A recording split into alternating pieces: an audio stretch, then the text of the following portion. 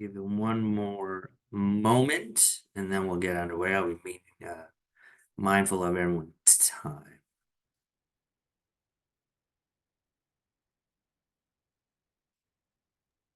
Michael, are you going to record this? Recording this, yes. Thank you. Recording is on. I don't know if you all got an alert on that, but I am recording this, yes.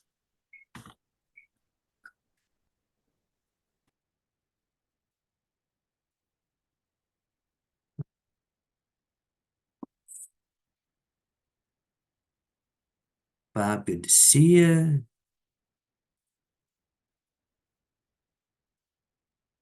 Alexandra, good to see you. Thank you all for joining. With well, people are still coming. Here we go. Good.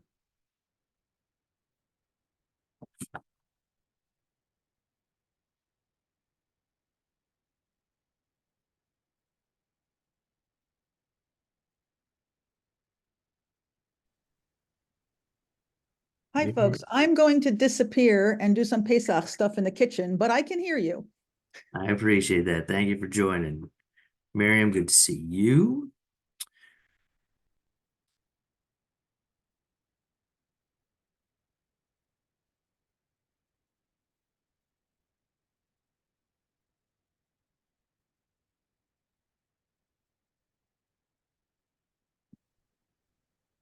Hi, Michael. I'm Leanne Benediva. I've never met you, but it's good to finally see you in person, sort of. Hey, man. It's a pleasure. I see your name all the time. So, Well, thank you. It is a pleasure. Dan Godfrey, welcome. Where are you on my screen here? Well, good to see you. Hope the family's well. All oh, right. we get a baby in the picture here. Yay. It's Michael's lobbying support group here. Good. Teach them young. Okay, well, I'll keep letting people in, but well, I'll get underway. First of all, thank you for joining me this morning, this late morning, early afternoon. For those who don't know who we are, I am Michael Bloom. I'm the Executive Director of the Jewish Federation Association of Connecticut. We lobby city, state, and federal officials on issues of importance to the Jewish federations and their Jewish beneficiary agencies across Connecticut. We are here to get ready for our lobby day, which will be Wednesday, May 1st from 9:30 to 11:30, the Legislative Office Building.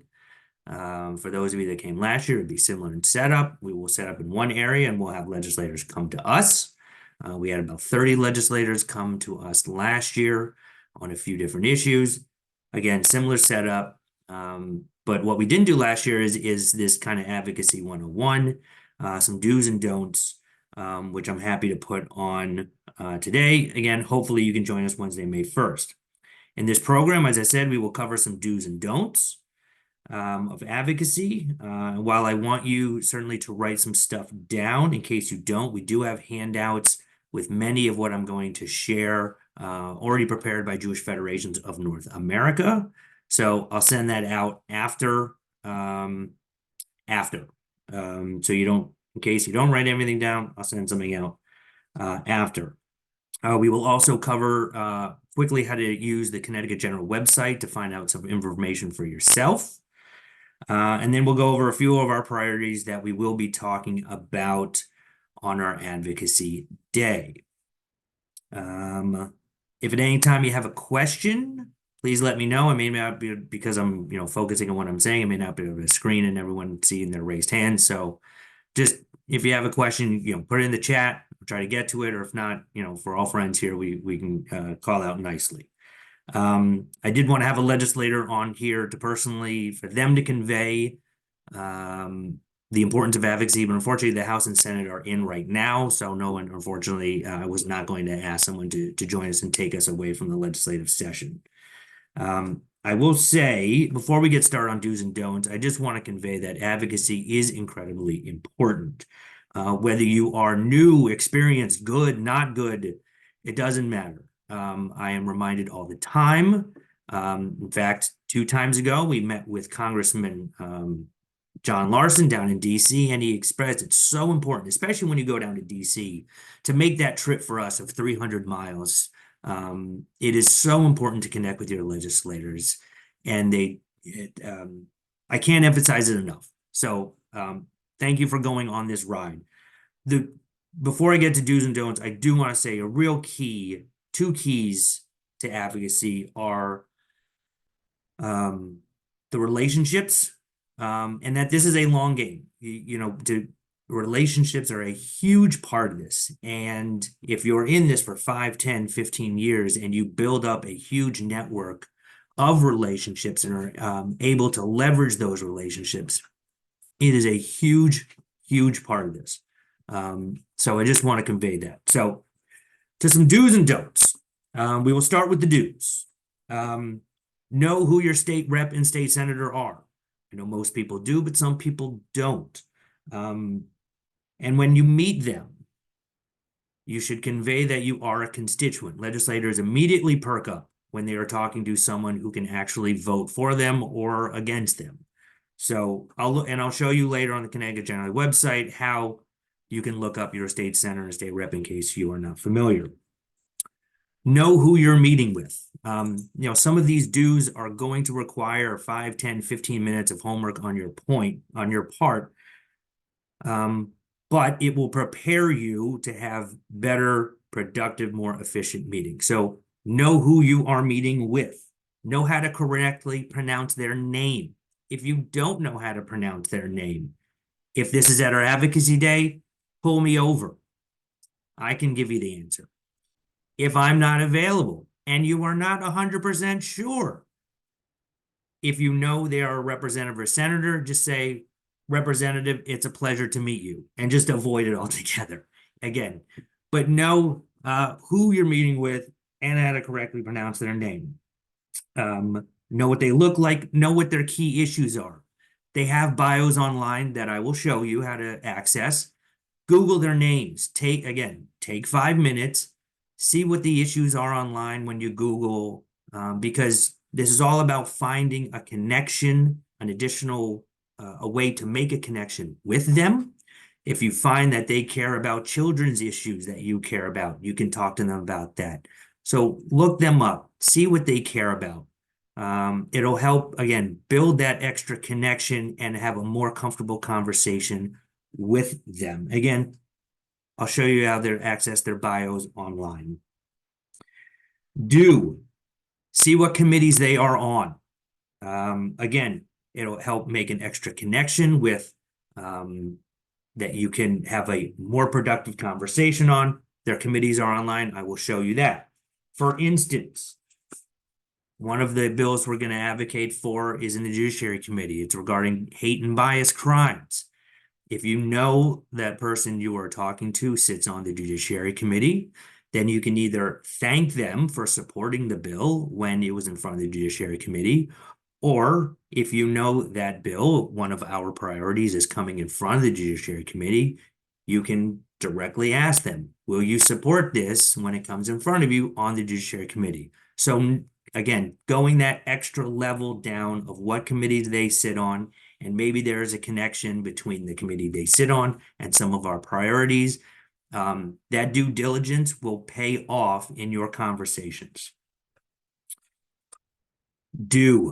Be respectful of your audience in their time. In our case of Advocacy Day, this is not a normal setup where let's say you're going and you have probably a half an hour with the legislator. So in this case, know that they are probably going to be there for about 5 minutes. The House and Senate are in that day. They're going to stop by. Some folks will stay longer. Some folks won't. They're probably going to be there for about 5 minutes. So have your speech ready because you don't have all day. Along those same terms, be succinct in your message. If you have to practice in your head over and over again, I do it all the time, please do it. It will allow you to be efficient and strike. Again, they're only going to be there for probably 5 minutes. If you see them, go right at them, introduce yourself. I'm a constituent, or I'm here on behalf of Jewish federations. I'd like to talk to you about this particular bill, and give it 30 seconds and go for it. So succinct. Now, if you mess up, if you stumble, if you hesitate, it's okay. It's okay. It's okay. It's not an all or nothing. You have your 30-second speech, and if you're not, then you feel horrible, or they're not going to vote your way. No. Any kind of advocacy is still good advocacy. So, but try to have your 30-second speech down, practice it, and be ready to go. Do stay on message. I will get to the opposite of that, but for now, stay on message. We are there lobbying, 3 or 4 things. We should only be talking about those 3 or 4 things. Do share how your legislation or how the legislation affects you personally. Going back to our hate and bias crimes bill. Were you subject of a bias incident? Was your family, was your synagogue was the target of a hate crime? Make that connection to how these bills affect you. And our legislation is pretty easy to do that, which I'll get to in a second, but bring it back to how it affects you, your community, your family, etc. Be honest and transparent. Do not try to be a talking head on a Sunday morning or a spin master like Kellyanne Conway or some other operative. Be humble, be transparent. Do not try to spin. Just talk about the legislation, how it affects you, and why you want their support. Simple. Another do, and a very big one. Admit when you don't know the answer. It is perfectly acceptable to say, I don't know. So if you're talking to a legislator and they ask a question back, it is 100% acceptable to say, I do not know. And it's actually good for 2 reasons. 1, it gives you credibility with them that you're not willing to say something that you're not sure of. And number 2, when you say, I don't know, but let me follow up with you and get you that information, it allows you a second chance to talk to them. So it is, for many reasons, beneficial to just say, I don't know, but let me go back, let me look that up. Or you can even come and get me. Maybe I can answer the question, but I don't know. Let me follow up with you in a timely manner is absolutely preferred. Bring a pad and paper, please. And we'll certainly have some sheets that, some extra pieces of paper for our talking points that you can write some notes on. But please bring a pad and paper. Use those to remind yourself of who you met with and what you spoke to them about, so that another do is quickly write them an email the next day, thanking them for the time that they took. So you can use that. Always follow up with who you met with and thank them for the time. It doesn't have to be a long email. It doesn't have to be War and Peace. Just a quick couple of lines saying thank you for the time. You can, as I said previously, I'll email you all the 1-pagers. You can email them the 1-pager just to remind them on the issue you spoke of, but know who you met with, write it down so that you remember in case you don't remember it and you could very easily be talking to 10 legislators that day and not know who you spoke to. Last do. Know when it is time to talk and when it is time to listen, please. Make your pitch, spend your 30 seconds, ask them to support, and then quiet. Give them the opportunity to respond.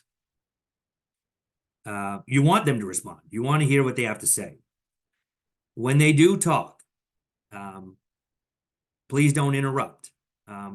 Legislators, if you listen, will give you little keys, if you listen closely, to how they respond, whether they are supportive, they're really supportive, not really supportive, but they say they're supportive. So really focus. When it's time to talk, and when it's time to listen. You will pick up cues on, as I said, a legislator would be maybe supportive of your legislation. But if you listen, if you ask them, let's say, hey, can you speak to your colleagues on behalf of this? And they might not be willing to do that because they really don't, they like the bill, but they don't love the bill. So know when it's time to talk, and know when it's time to listen. So I'll just take a break here. Any questions? I'll take 2 seconds and scroll through here. All right. We'll keep going. Let me see here. Sorry. There we go. Sorry. I just want to change my view here. Don't. The opposite of when I said stay on message. Do not go on tangents. Stay on message, please. Do this for several reasons. Sorry, let me find. Okay. Staying on message, please. Do this for a couple of different reasons. One is an issue of time. If you know you have 30 seconds or a minute to talk to them and you go off on, let's say, talking about Israel or Gaza, you're going to lose all the time about the 3 or 4 issues that you want to talk about, and you're going to go off on this subject. You won't even get to the issue you wanted to talk to them about, which is our priorities. So one is it's a issue of time. Number 2 is you may end up saying something that is regrettable, that may upset the person you're talking to, and just lead to, confrontation, or just stay on message. I'll get to Rosa, I'll get to that in a second. But stay on message, please. Do not veer off onto other things. You are there to speak on these 3 or 4 things. Don't get into an argument. You can respectfully disagree, but please do not be combative. It doesn't do any good. It doesn't go to building a relationship with that individual. You can make your pitch and they can push back with a no, certainly, and that can happen. But you can softly ask them to reconsider, or email them additional information in the hopes that they would reconsider, to try to persuade them, but don't ratchet the level up. Just respectfully say, sorry, we disagree. Would love to follow up to see if at a later date. It doesn't do any good getting combative in any way whatsoever. Along similar lines, do not speak on an issue to a legislator that is contrary to the positions or to the legislation we are talking about. And I have been in meetings where this has happened. If you are there, that means you are there on behalf of the Jewish Federations, you are on behalf of JFACT, you are there for those organizations. You are not there for yourself. If there is legislation we're talking about that you don't agree with, you have 2 options. You can just not talk on that issue, or frankly, don't show up. I don't want to get into a position where someone is talking against one of the issues we are talking about. So please, if you have an issue on some of the legislation, give me a call. We'll talk about it, but please don't go contrary to our priorities. Let me see here. Please don't give an answer unless you are sure of the information. Again, this goes to the do of saying I don't know. Let me get back to you. If you are at all hesitant about the information you are conveying, again, I don't know. I'll get back to you. Again, that's okay, but you don't want to go off. It goes to credibility. Look, trust is a big thing when in advocacy and building a relationship with someone. If you give, misinformation to someone, they're not going to come back to you. They're not going to look to you as a resource, and you're getting off on the wrong foot when you're trying to build a relationship with a particular legislator. So that ends my do's and don'ts. Again, I'll send this around. I'm not going to screen share, just too difficult, but the 4 issues, I should be able to relatively easily convey this. The four issues that we're talking about. One, security, unfortunately, continues to be a concern for our Jewish institutions, our synagogues, our federations, all of our Jewish nonprofit buildings. So we are asking to amend the state security grant program for an institution to be able to apply and hopefully win a state and federal grant in the same year. Currently, current law is if you get a federal grant, you cannot receive a state grant. And we've been successful so far with getting that into legislation, into a bill. And so that has a very high chance of passing, but we will be talking about that. This could give, again, someone could apply for 50,000 from the state, 150,000 for the federal government in the same year. So potentially someone, a Jewish organization could receive $200,000 in 1 year, which would be a huge win for our Jewish organizations. So that's one. There is a bill that has been passed in the Judiciary Committee, an act concerning hate and bias crimes. It would mandate any person convicted of a hate crime attend a diversionary or an anti-bias or diversionary awareness program. So if someone committed a crime against the Jewish community, they could sit down with, Federation, they could sit down with the Anti-Defamation League, they could sit down with a Holocaust survivor. So I think that's a very good thing, but trying to combat the rise in Jew hatred we are seeing. So we are supportive of that legislation. One bill that has actually already passed the state Senate, and we'll see if it passes the House by the time May 1st when we get there, but it would create a task force to see how hate speech and bullying affects children. Hold on, please.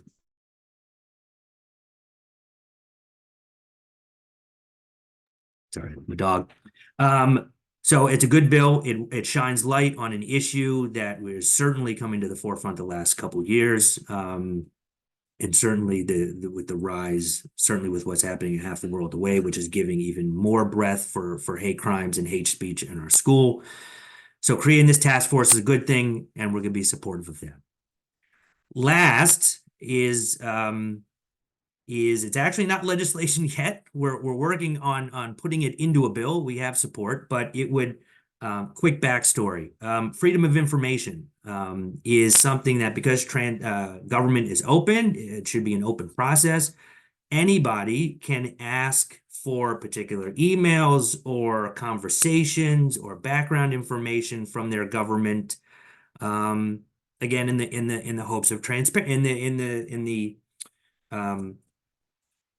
just to be a transparent government so that you know what your government is doing. There are some things that are exempt from freedom of information, and we are asking for an exemption with regards to hate crimes. Let me expand. Right now, the state is creating a website for anybody to go on if they've been subject to a bias crime or a potential hate crime, a biased incident or potential hate crime. If, let's say, Gary Starr or Bob Yas fills that out, you can fill it out. You can put your name in case you want to be connected by the police. But your name and information would be someone who potentially committed that potential bias crime could get that information. And we think that would be not wise for many reasons. So we're going to ask for an FOI exemption for people filling out who have been subject to hate and bias crimes. So I'll have more information on that. Again, I'll send all these one-pagers to everyone on this call or to everyone that is signed up for our Advocacy Day. But those are the four things we're going to be specifically talking about. Sorry, just getting a call. Roselle, you had a question. Let me see here.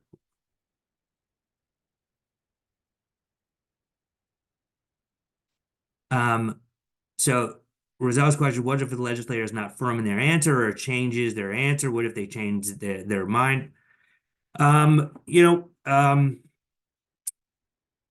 the That's tough, right? So that the answer is that's tough. They can say they can support you, and then when you're not able to get to them because they said yes, I'm going to support your bill, but then when it comes time to vote on something, they press the red button to vote no. It's for most of the issues we advocate for, and I say we being JFACT, they're pretty issues that are genuinely overwhelmingly supportive. Most of this stuff, if not all this stuff, is really not controversial. So the chance of that happening is pretty small with our agenda. So I'm not overly concerned with that. Usually, I don't know if I've had that. If someone says yes, I will support this, or if we're asking them to oppose something, that they've flipped. Robin, I see you're Yeah, I don't know what this one pager is gonna look like, but is it gonna address maybe some of the common common arguments against the legislation and or assumptions that are not correct about the legislation? So if we get asked by a legislature, what about, hate and bias crime, FOIA exemption, like something Sure. specific? Yes, I can Okay. give you I can provide a couple of talking points in case you get some pushback. I can do so. Yes, Thank you. not a problem. Then I will appreciate that. So let me share my screen. Michael, while you're doing that, would it be okay if I just ask a quick question? Sure. Are we okay with bringing non-Jewish allies to the lobby day? I haven't sent anybody to register, but I am a part of like pretty large groups that could potentially assist with this. Let me get back to it. Let me talk about that and hammer down and talk to you more about that. So can we talk about that after this? Yeah, no problem. Wonderful. Let me why is it here? Let me for some reason it's not letting me pull up my internet. So give me 2 seconds, folks. Apologize for that. There we go. Okay. Can folks see what I'm pointing? Let me see if I can scroll down here to see someone who's on camera. Sorry, give me a second. All right, so I see Dan. Can folks see the CGA website? Danielle, give a thumbs up. I'm looking at you. Okay, good. Okay. CGA.ct.gov is your site, which I could again send it to you. There's a couple of good information pieces right off the bat. Okay, so if you scroll down, generally, you can see the calendar for the day, right? So we're on 4/17. You'll see if you scroll down, the House is in session, Senate session. You can see what press conferences are being had, what meetings are being had that day, and you can see the next week and the week after. So that's just easily on the front page. If you go right here, you can quickly look up a bill by just, if you know the bill number, you put it in, and away you go in a quick manner. I'll get to that. Let me see if I got I got the captioning right in front, so I can't actually show you that. We'll start here. Representation. Okay, if you click on that, find your legislators right off the bat. You can put in whatever your city, your particular street name, your number. I'm going to make one up. I don't even know if this is a real address. And find. You put in your address, and here you go. Your state representative for this particular part of Bridgeport is Fred G. You have access right to their website. You get your state senator. You even go your United States senators and your particular congressman. So again, find your legislator, back on that app. Now, so that's easy. If you have, if you would like to go to districts by town, this is very useful. You click on that. This will be by town, everyone who represents your town. For those who are with me in West Hartford, we have 5 reps and we have 1 senator, okay? So if you scroll on, this gives you every state senator, state rep, and a link to their website. So I'll just go to West Hartford for a second, scroll on down. So this is very convenient if you want to email your towns. If you click on, again, we'll take Bobby Gibson. If you click on that on the link, here's his webpage, okay? Shows you the towns he serves. Now for House Democrats, they actually give you their email address, which is very useful. Not every caucus does that. And here we go, bio. You click on that, scroll on down, you get a little bit of information on Rep. Gibson within, again, a couple of seconds. The committees he's on: appropriations, education, general law, nothing that, we're particularly concerned with for our issues that day. But, Bobby is a member of the Education Committee. He was a huge asset when trying to pass Holocaust and genocide education. He helped us on the Education Committee. So easily right there, two big pieces of information are bio and committee. And again, we'll just go back out.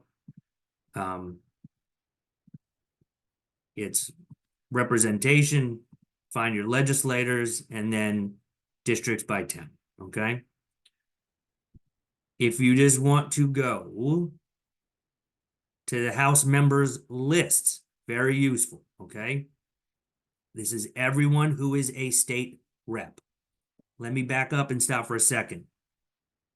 For 3/4 of the legislature, for most of the House, and for the House Democrats, for Senate Republicans and Senate Democrats, the email addresses are first name dot last name at cga.ct.gov, which you can, if you just roll over their name, it's in the lower left-hand corner. The one exception is House Republicans, which you can tell that is we are in House of Representative members. The R's have, the only difference is it's first name dot last name, but it's at housegop.ct.gov. So it's just House R's. Again, just to reiterate, House Dems, Senate Dems, Senate Republicans, first name dot last name at cga.ct.gov. The way their name are printed here is how their names will be. Tom.Arnone, Hector.Arzino, Andre.Baker. Middle names are not part of this. I'm sorry, middle initials. But again, you just scroll over, they'll have their name in the lower left. Quick link to their website for Rep. Ackert. Nice guy out in Columbia and Coventry. Big Yankee fan. Electrician on the side if anyone needs a job. So here's his website. Again, his committees, about Tim, his bio. So good information that you can get to really within a couple clicks under representation. I'm going to, you go under committees. It's another way to find out, who's on it. If you want to go to the General Law Committee, you can quickly get to committee membership. Just point that, and you can see who the chairs are, who the vice chairs are. Ranking members, in this case, means lead Republican, since we are a democratically controlled legislature. All the members of that particular committee. Under here, again, I don't want to get too much in the weeds, but good information on here. I do want to get to bill information. So scroll on over to bill information. Advanced bill or document search. Okay. If you have something that you're trying to look up, you don't have the bill number, but you have a topic. Okay. If there's anything, you can see all this stuff. Divestment, big issue. Okay. Put in that. Again, it's document text. You don't have a title. So if you know the title, any word in the title, but you may not know that, you're just looking for a subject, you put in document text and then quickly go to bill, resolution, or text and search. Luckily, nothing comes up under divestment, okay? But if it appears in any possible legislation, it would appear, and you can look specifically at that. So in our case, Let's see if our hate and bias crimes bill comes up. So I put in hate, and here we go. So I put in hate under the title. Here's our hate and bias crimes law. And so it gives you a link directly to that. You click on that hyperlink, and you can read the bill. So you don't have to have a bill number to look something up. If you at least have an idea of what is either in the title or again in the text, and just click on bill resolution or text, you can find any bill, and that's just this year. You can scroll down and you look under any year. If you know that was, multiple years, select all if you're not sure when it was introduced. Okay. So I'll just back out. Again, that's under bill information. That's really what I wanted to get to there. Again, just to give some basic help. And if you wanted to find a bill, or if you want to know who your legislators are for your town, or look under their websites, I wanted, let me see here. So,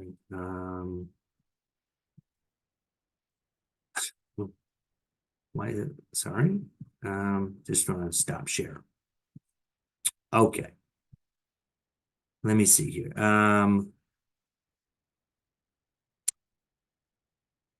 Leanne, no, we are not talking about River to the Sea. No, we are not talking about anything but the 3 or 4 things we are talking about.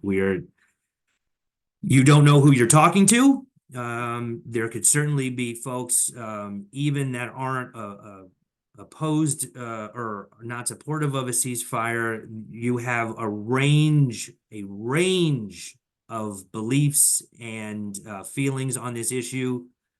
Please do not go near it. Please. No, my question was because it was just announced this morning, the United States House of Representatives. Yes, they passed a bill yesterday. Yeah, they Yes. just passed it.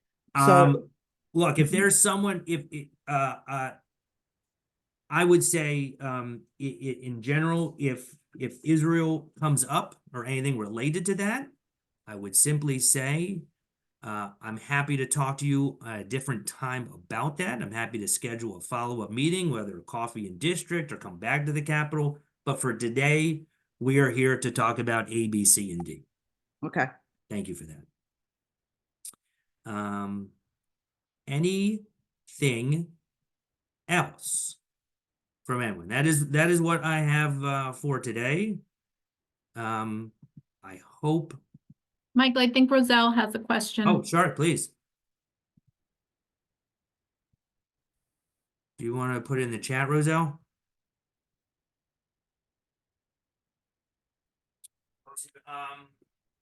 Posting to legislators on X. I would say, can you be more specific? I mean, in terms of, sometimes we do action alerts and we allow people the option to post the message on Twitter. I would say, if you want to post to someone on these specific issues, I mean, I think advocacy is better done one-on-one rather than through social media. I think a general rule I like to follow. So I would avoid that and just try to follow up with them one-on-one. Bob. 2 quick ones. Do you have a list of committed legislators at this point who are going to be coming through? And since I guess the format is going to be 5 minutes, do you think you'll want to be designating someone to be the speaker for these very short encounters? I can, let me get back to you on that. I do want to give people the ability to do this. And as much as I'd like having people who have been there, done that, this is an opportunity for people to learn, it's okay to have some training wheels on.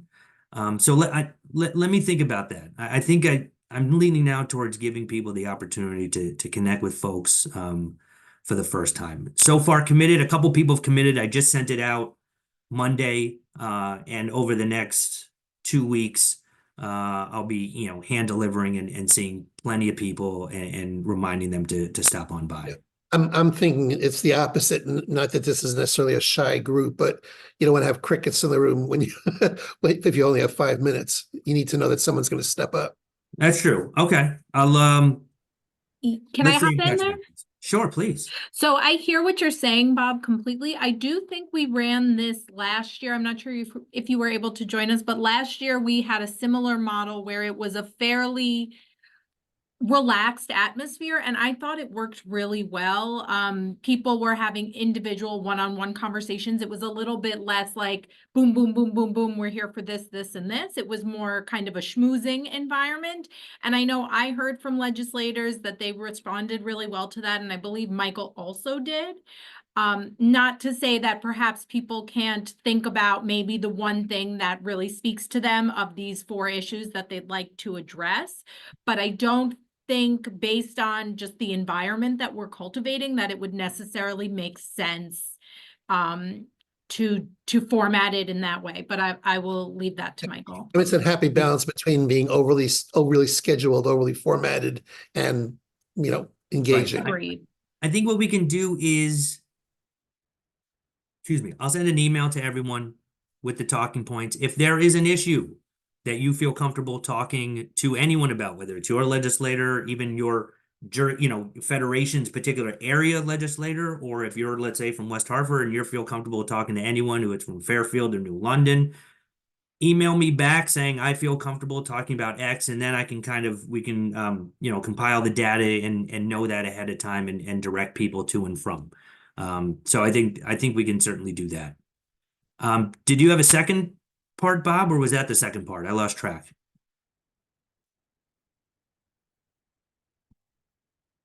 Did I lose Bob? No, I just said I'm good. Oh, I'm good. okay. Harvey, did I see? Yep. I asked a question on the chat to you, raising a question relating to the Freedom of Information exemption for hate crimes. And I was just wondering, I hadn't heard that one before, whether that might backfire in a sense and result in anonymous complaints about hate crimes, that people might go on there saying the Jews are harassing me or something of that nature. And I wonder if that had been considered. So the answer is yes. The ADL knows about this and has said, look, you are going to on this website, you are going to get some not great information or misleads. Look, it'll all go to state police. They'll look it over and assess to move forward. But there is the possibility of what you're referring to. Yes. Michael, does this allow anonymous complaints or just shielding the information that's put in with someone's name? It would be shielding if you put in your information. You can certainly go on this website and not say it's coming from you or I, but if you put in your information, it will shield that. So right now, people can put in anonymous complaints. You could, yes, but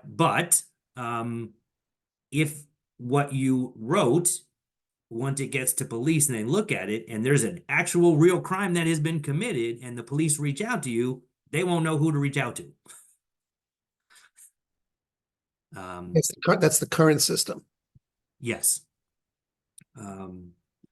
So anything else?